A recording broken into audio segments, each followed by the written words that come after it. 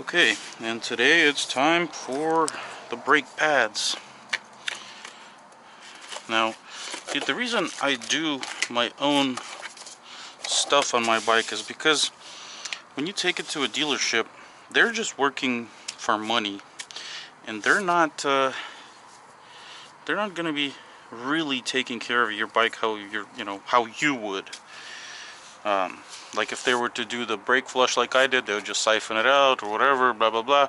They wouldn't go as far as getting it really clean, getting all the snot out of there, so forth and so on. So this is why I like to do it myself. So we're gonna compress the cylinder.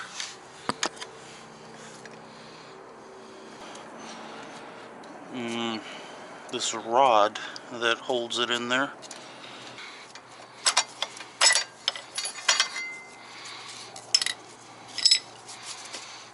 Okay, that's the back, that's the right, that's the left.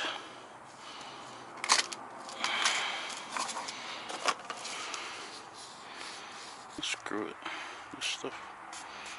This stuff works good on anything.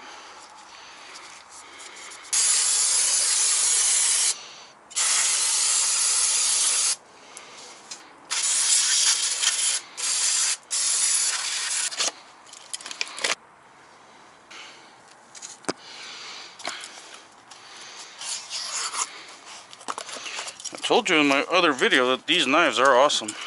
See how it's cutting? Cuts real nice. And for $10 a knife, you really can't beat them. Kudo. Not sponsored by Kudo by any means.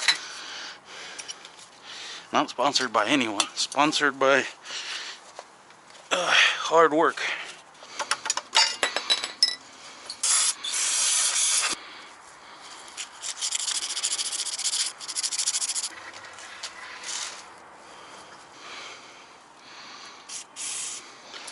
Don't forget to pump them before you ride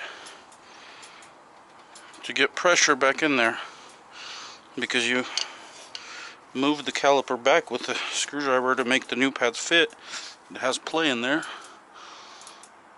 Oh yeah, those feel nice now. Надо вытереть. Я только что я вытерел. Все нормально с маслом. Вот оно должно быть между этими двумя точками. Вот как раз. А, тут нормально, да? Да.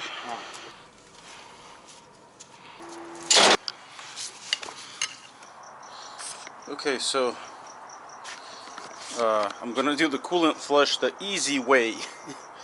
The easy, fast, probably stupid way, but just it's a good way to freshen up the cooling system. You know, I'm not gonna drain every little bit out and all that. So the past few days, actually yesterday and today, so this is what I've done. I bled the clutch, I bled the brakes, I replaced the brake pads, and while I had all that off, that's why I decided, you know, I had all that stuff off of the bike, and that takes some time to put back on and off. So I decided to do the brake pads anyway. I ruined one brake pad by prying on it to try to compress the caliper. Don't do that. Get the right tool. Don't use a screwdriver like I did. And then I decided, well, hey, while I have all that stuff off, the drain plug for the cooling system is right under there. And then to take this off, it was just two little screws and two little plastic things. I don't know what they're called, pins or something. Yeah, and then that came off. I used the plastic pry bar to take this molding off. The molding was right here, and then the little glove box just kind of popped in there, and it had a wire. It had this wire connected to it. That's what unlocks it. So I drove it around, brought it up to temperature, tested the brakes. It stops fine. Now I'm gonna wait until it cools off to take off the radiator cap and drain the fluid from the bottom.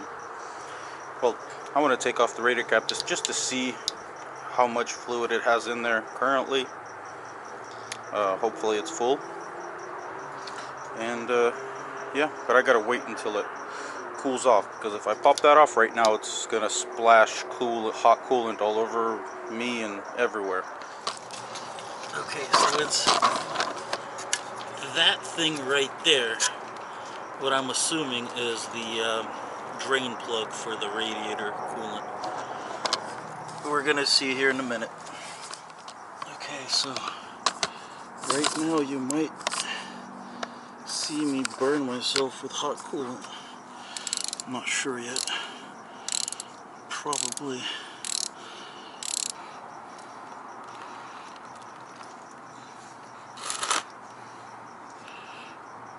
Okay, and the coolant is not coming out. I'm guessing because the top radiator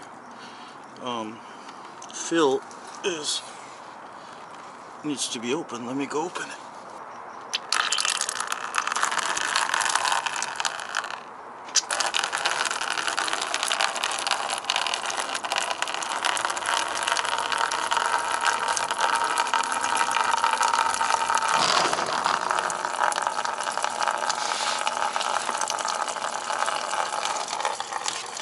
Yeah, it looks pretty clean.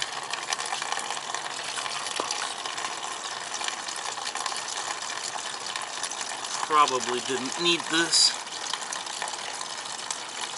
but screw it.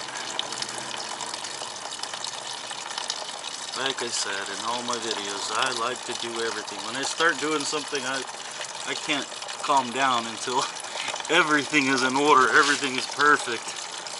I won't sleep until everything is how it should be. Now I'll be adding new coolant. It's got to be that special coolant for aluminum blocks. This is what I'm using. Ready to use, pre-diluted, do not add water. So nitrate, amine, and borax free. Just what this bike needs. Ooh, nice and green. I'm spilling it everywhere. So it was full, see, it started to go down. Now you want it to warm it up again, and hopefully it's gonna suck some of it down to get all the bubbles out. Whoop, it's actually starting to push it out. Okay, so I'm gonna use a syringe to suck some of it out because it started coming up.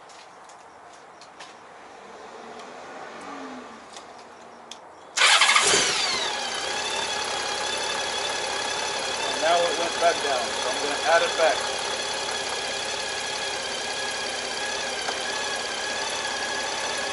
It's like kind of burping itself, you know, it's getting higher and lower, getting all the bubbles out of it.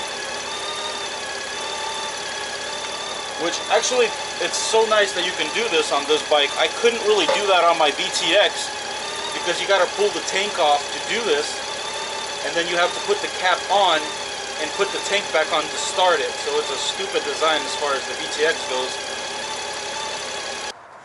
Yeah, I mean, it's at the right level. I'm gonna let it build pressure again, and then touch this hose to see if it is pressurized. After that, I'll shut it off. I'll wait until it cools off enough for me to take off the cap and look in there and make sure it's at the right level after it has cooled off. But hey, it's put back together and it runs. So, all right, time to go ride it.